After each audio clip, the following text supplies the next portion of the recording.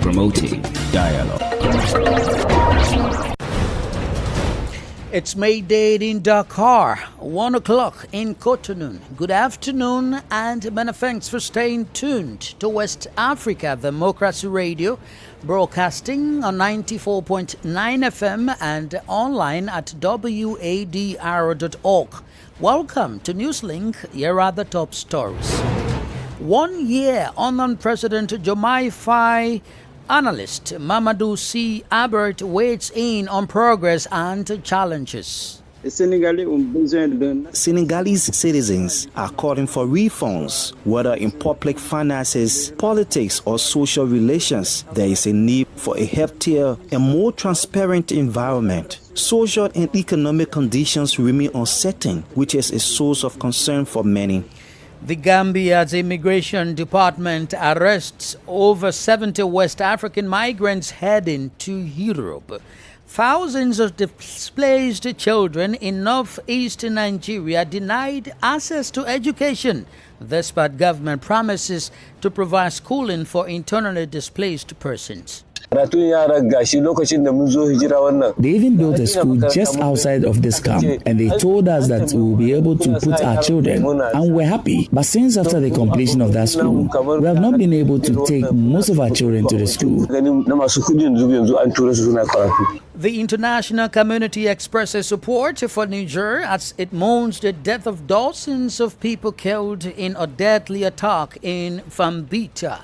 Stay tuned for details of these stories and more. Here is Augustine Coley with Newslink. Many thanks for joining our broadcast and welcome to our listeners in the Gambia, Ghana, Liberia, and Sierra Leone. Today marks exactly 1 year since Senegalese President Bassirou Diomaye Faye came to power. On March 24, 2024, he was elected with 54.28% of the votes.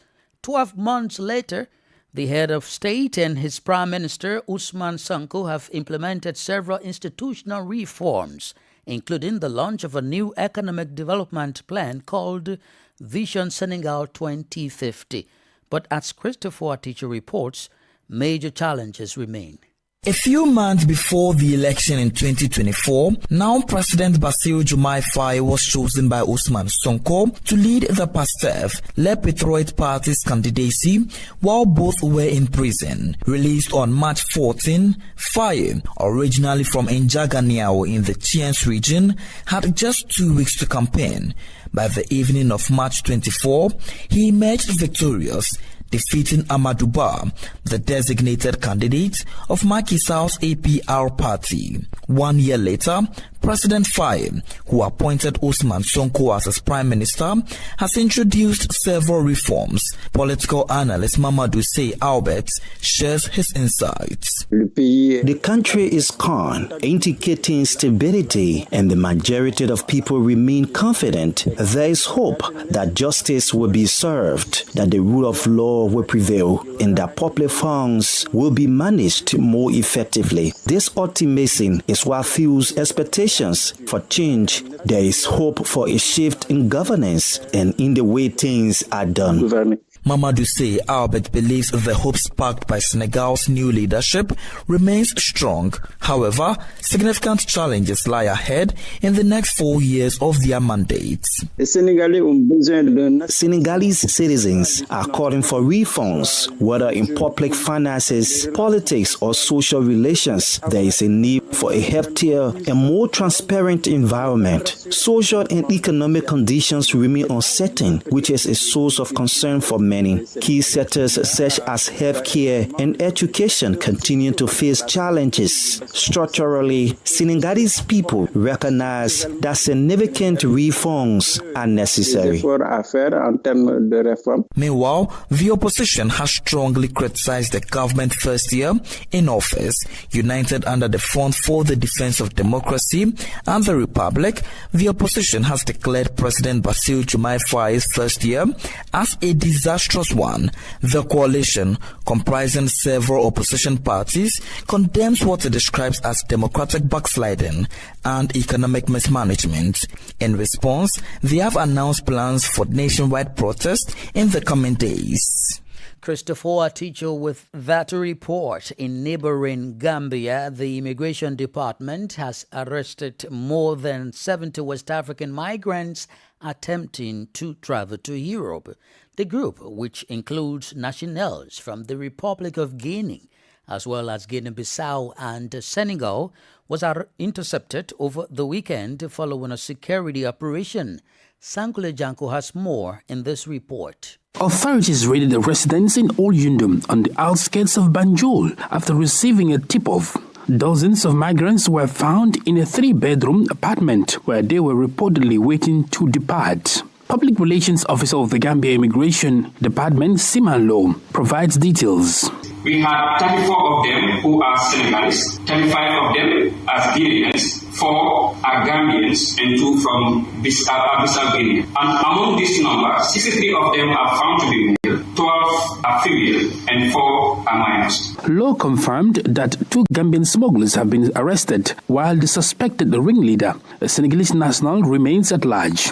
He also highlighted that the absence of clear legal frameworks on migration continues to pose a major challenge in combating irregular migration. When it comes to smuggling illegal medicinal criminals, there is no law we have in this country that says nobody should be engaged in the smuggling of migrants.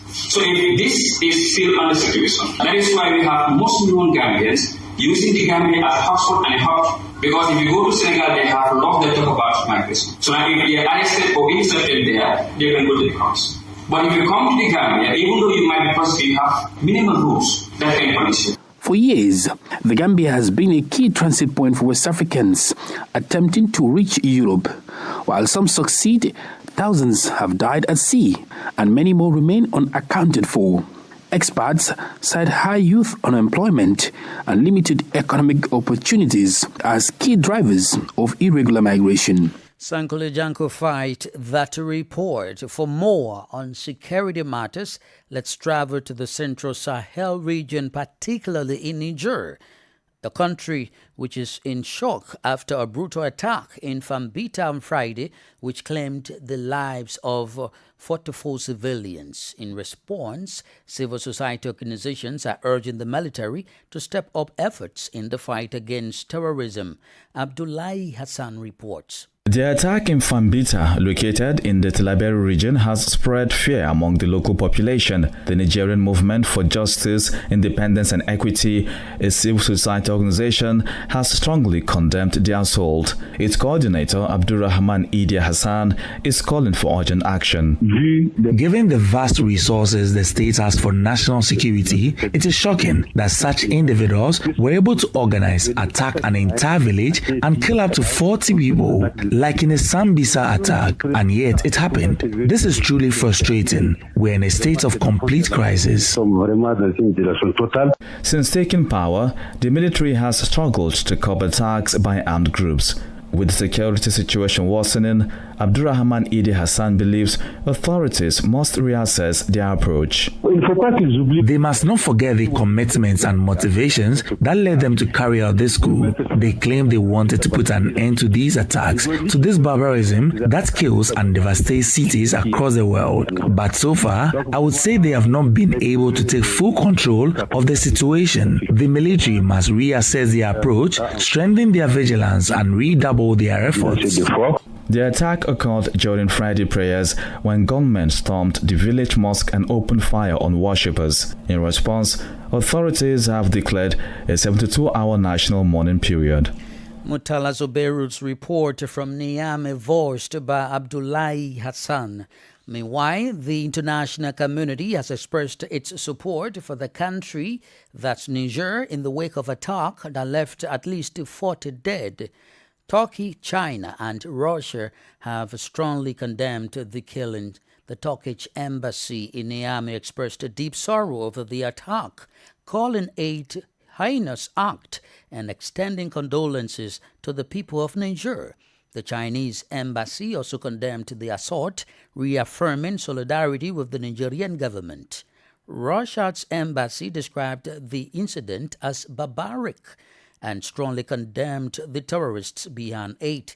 The Tillabéri region, which borders Burkina Faso and Mali, has been a hot spot for armed attacks since 2017, with terrorist groups frequently targeting civilians and security forces. The latest attack highlights ongoing instability in the Sahel, where violent extremist groups continue to operate across national borders. More stories coming up on West Africa Democracy Radio. Newslink continues.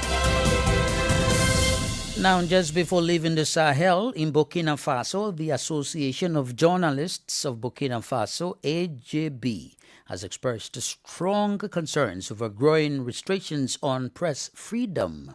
During a General Assembly last Saturday, the association condemned increasing intimidation against media outlets, the adoption of journalists, and a shrinking space for free expression. The AJB has called on defenders of individual and collective freedoms to mobilize against such menace. More from Ouagadougou with Imo Edit. Breaking its silence, the Association of Journalists of Burkina Faso, AJB, is sounding the alarm over the deteriorated media environment. The association reports that journalists are being kidnapped or forcibly recruited into the ranks of the volunteers for the defense of the homeland. A member of the AJB, Phil Roland Zogo, shares his thoughts on the matter. In 2024, at least 4 journalists and 3 media drivers were kidnapped, with some still missing. The individuals affected include Atiana Woulon, Bienvenue Abiu, James Dambali, Mamadou Ali Kompore, Khalifa Rassare, Adama Bayala, Alan Traore, Alan, and most recently Idrissa Bari. Beyond these kidnappings, others have been forced into exile, fearing for their safety. The AJB also denounces detentions carried out in violation of legal procedures. Participants at the assembly warned that journalism has become an increasingly dangerous profession in Burkina Faso. Kezuma Sanogo is the president of the association. As the crisis deepens, the current trend is one of increasing government control, with the ruling MPSR2 tightening its grip on state-owned media. RTV, TV, and AIB have become the government's main propaganda tools. Since then, the authorities have expelled all independent media and taken steps to shut down independent outlets nationwide. However, despite these challenges, democratic organizations, workers, and media professionals continue to resist courageously. The association urges journalists to uphold professionalism despite the challenges and calls on authorities to release detained colleagues. That was WADR's Ouagadougou correspondent Martin Kabat's report, voiced by Imo Edit. Let's now leave the Sahel and focus on Nigeria, where thousands of children displaced by conflict in the northeast region continue to be denied access to education despite government's promises to provide schooling for internally displaced persons, IDPs. A newly built school near Al-Miskin Adibikam in Borno State, the epicenter of the Boko Haram insurgency, initially raised hopes that children in the camp will have a chance to learn. But those hopes have been dashed. WADR's Usma Umra was there on the WADR security project in the Sahel and fight in this report. At the entrance of Al-Miskin IDP camp, groups of children roam aimlessly, their laughter masking a deeper frustration. A few meters away, a newly built school stands, a symbol of promise that never materialized for them. Bulama Burum, the camp head, explains their predicament. They even built a school just outside of this camp, and they told us that we will be able to put our children, and we're happy. But since after the completion of that school, we have not been able to take most of our children to the school. They even collected the names of our children, but they never put our children in the school, only for us to start seeing children of the rich coming to school in the same school that was built for the IDPs. For parents like Mohammed Ajimodu, ensuring their children get an education has become a struggle. The situation we find ourselves is not pleasing at all, but what brought us here was also an unpleasant situation. Waking up every day and looking at your family, knowing you can't do anything to help them, is very painful. You can't send your children to school. You can't go to the market to buy what you need. We need help, urgent help. For the children of Al-Miskin IDP camp and many other camps across the region, every passing day without education is another step into a future filled with uncertainty. For Newslink on West Africa Democracy Radio, Usman Umar reporting from Maiduguri, capital of Borno State, northeastern Nigeria. You are listening to Newslink on West Africa Democracy Radio, broadcasting from Dakar, Senegal. Here is a reminder of our top stories. 1 year on Senegalese President Bassirou Diomaye Faye, analyst Mamadou Sy Abred weighs in on progress and challenges. The Gambia's Immigration Department arrests over 70 West African migrants heading to Europe. Thousands of displaced children in northeastern Nigeria denied access to education, despite government promises to provide schooling for internally displaced persons. The international community expresses support for Niger as it mourns the death of dozens of people killed in a deadly attack in Fambita. Still ahead, we have a press review, guest interview, and sports news. Please stay with us. Fresh and breaking news all the time. Hear it first as the news breaks, only on West Africa Democracy Radio. Newslink continues. Many thanks for staying with us. We are streaming live on YouTube at WADR News and on Facebook, WADR English Service. Let's now take you to Togo, where scores of protesters flooded the streets in the capital, Lomé, to oppose the country's proposed new constitution. The mass gathering, organized by 12 opposition parties and civil society organizations, underscored growing public resistance to what critics describe as an attempt to entrench power through constitutional reforms. Francis Boniface has the details. Opposition leaders, activists, and representatives from civil society, including Front Citoyen Togo Debout and Novation Internationale, mobilized for the event, which served as a platform to denounce what they described as a constitutional coup. According to the president of the Front Citoyen Togo Debout, Professor David Dossé, the proposed changes threaten democratic principles. A new constitution is being proposed to allow the head of state to remain in power. For us, this is unacceptable because it is built on principles that go against the true democratic values. Today, you can see that civil society, political parties, and ordinary Togolese citizens 1 year later are still determined to resist and say no to this violation of democracy. The new constitution restructures Togo's governance into a parliamentary system, a move that opposition figures argue is unconstitutional. Jean-Pierre Fabre, leader of the ANC party, contends that this transition directly contravenes key provisions of the 1992 constitution.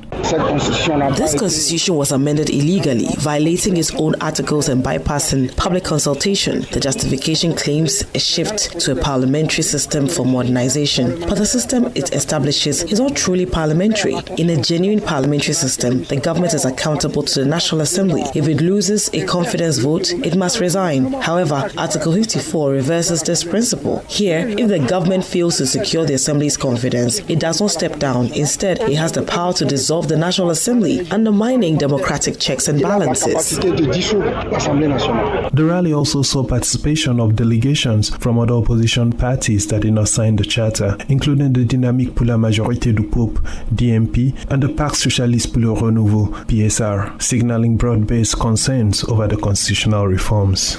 WADR's Lomé correspondent Sylvie Ouedraogo's report, voiced by Francis Boniface. This is the Newspaper Review. Stay abreast and find out what the top stories are in your country. This is the Newspaper Review. The Newspaper Review.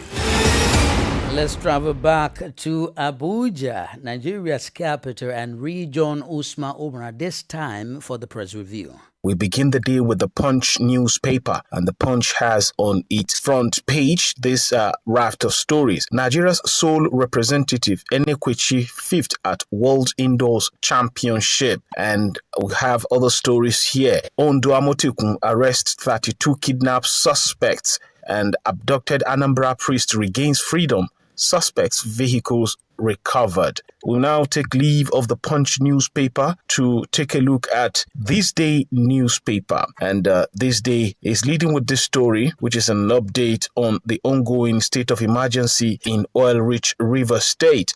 Federal government is declaring here that the state of emergency in Rivers will not be extended needlessly. Enablers of authoritarianism in Nigeria shall see shame. And then another one says, imagine River State without a state of emergency. This is the federal government challenging those who are opposed to the declaration of state of emergency. Wabara, that is a former Nigeria Senate president, is saying, declaration of state of emergency in Rivers is assault on nation's democracy. And NNPC's forward oil sales hit $21.5 billion in 6 years. This is coming from Hubble domestic crude obligations. And the Sun is leading with this story. You need periodic drug tests, Senator Natasha replies Sunday Karimi. Senator Natasha is the female senator that is accusing the Senate President, Godswill Akpabio, of sexual harassment. Senator Karimi is an elderly senator from her own state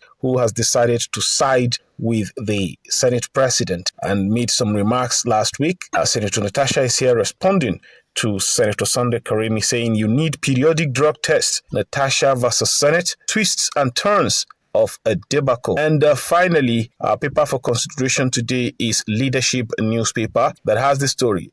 Niger Delta Security, Human Rights Writers Association of Nigeria hails Tompolo author's effort amid allegation. And these are some of the stories that made it to the front pages of Nigerian national dailies as I hand you back to the studios. Thank you, Usman Umar, for the press review. Politics, analysis on major news, social matters, and all. This is A Guest. This segment of Newslink focuses on Senegal, as today marks exactly 1 year since President Bassirou Diomaye Faye came to power. He was elected on March 24, 2024 with 54.28% of votes. 12 months later, the head of state and his prime minister, Ousmane Sonko, have implemented series of institutional reforms. However, our guest is Professor Gorgui Dieng, a Senegalese political analyst who provides analysis of Diomaye Faye's government performances so far. Assessing a 1 year period in power is maybe at the same time difficult and easy. It is difficult because it is not easy to assess 12 months in power, whereas you have been elected for 5 years. What I can say is, on the whole, we have still been waiting for major decisions regarding the economy, regarding all the other aspects concerning Senegal's development, concerning Senegal's education, etc. In terms of Senegal's economic situation so far, figuring out employment and the cost of living, among other things, how would you describe the both? Regarding employment, it has been reported that many jobs have been lost, especially at the port and at the areas. Politically speaking, many opposition leaders have been arrested, accused of embezzlement. But in many cases, people have not been convinced as far as the motivations are concerned. For some people, those people have been accused of embezzlement, but they believe that the motivations are political ones, whereas others consider that there are reasons for the government to arrest those people. Regarding the purchasing power of the populations, the government has reduced the prices of rice, oil, etc. But on the ground, we do not really feel that because some prices have even soared instead of declining. So if I really had got to assess the 1 year of President Faye, I would say that I'm still really looking for better results. The cost of living has not been satisfactory so far. People have not really seen any results, even though the government has officially declared that prices have been reduced. But we are really witnessing the opposite. Regarding employment also, we have not really created new jobs. New jobs have not been created, whereas some jobs have been lost because the current government believes that many of those jobs have been given to opposition. What do you make of the fight against corruption so far? Regarding the fight against corruption, accountability is important. People have really asked the government to punish all those who have embezzled the country's money. But I'm not sure whether what is being carried out by the government is simply based on the needs of the populations, to see where the money have gone to. What do you say that? What I'm saying is it is only people who belong to the outgoing party that have been arrested so far, whereas many others have been accused, even including those who belong to the running power, the party running the country. Some of them have been accused some months after having been appointed, but we have seen the Prime Minister go out and say they have done nothing, without even giving the opportunity to the judges to see to it that those guys have not done anything. So I believe that it's not really the role of the Prime Minister to say that those guys have done nothing. I don't believe that we still have the trust of international partners. And I believe that will have consequences on the partnership programs between Senegal and the international partners. I don't believe that the government will gain anything from the revelation of the supposed distortion of the figures. That would be, I believe, the opposite. All right, Professor Galgi Janis, a Senegalese political analyst, is speaking there. Well, it's time for sports, and Sankli Janko is right here in studio. Sankli, how are you doing, and welcome? Thank you. I am doing great, Augustine. We've seen some interesting results so far from March Day 5 of the World Cup qualifier, especially in Africa. Tell us more about them. Yes, indeed, you're right. We've seen some very interesting results. For example, Sudan held favorite Senegal to a goalless draw in Benin to remain unbeaten on top of their group, that is Group B. Now, Sudan has 11 points. Senegal, DR Congo has 10, and Senegal has 9 points. Meanwhile, Nigeria recorded their first win with Osimhen scoring twice in Kigali. This put Nigeria to a fourth position. South Africa still leading the group, that's Group C, with 10 points. Benin 8 points. Rwanda 7 points. Meanwhile, the African champions Cote d'Ivoire regained top spot with a narrow win over Burundi. Cote d'Ivoire is now top of Group F with 13 points. Gabon with 12 points in second, and Burundi in third with 7 points. And Ghana returned to the top of Group I with a thumping win over Chad. Of course, now Ghana is on top of Group I with 12 points, Madagascar 10 points, and Comoros 9 points. And Ghana will take on Comoros today. I'm told, and I really read through that the Gambia will be taking on Kenya today. Your country, the Gambia, that settled to a 3-all draw the last time. Yes, I mean, they played Kenya last week, but this time around they will be taking on, guess what? Reigning African champions, Cote d'Ivoire. Cote d'Ivoire. In Cote d'Ivoire itself, yes. Wow. While Guinea-Bissau will take on Burkina Faso, and Madagascar, meanwhile, will take on Ghana. That is, of course, will be the battle for top group. That's Group I. And guess what? Liberia will take on Sao Tome and Principe. This time you made Liberia the last story. But that's it on sports. And that's how we've come to the end of this edition of Newslink on West Africa Democracy Radio, broadcasting from Dakar, Senegal. Thank you for listening, and many thanks to Mustafa Sek and Umu Danyogo for the technical support. Coming up at the bottom of the hour, it's our health program, Well Body, with Imo Edit, and at 1 o'clock is the news in French, and for Chevu with Mustafa Jakite. I am Augustine Cully. Good afternoon. And many thanks to you for listening to Newslink via Hot 104.3 FM.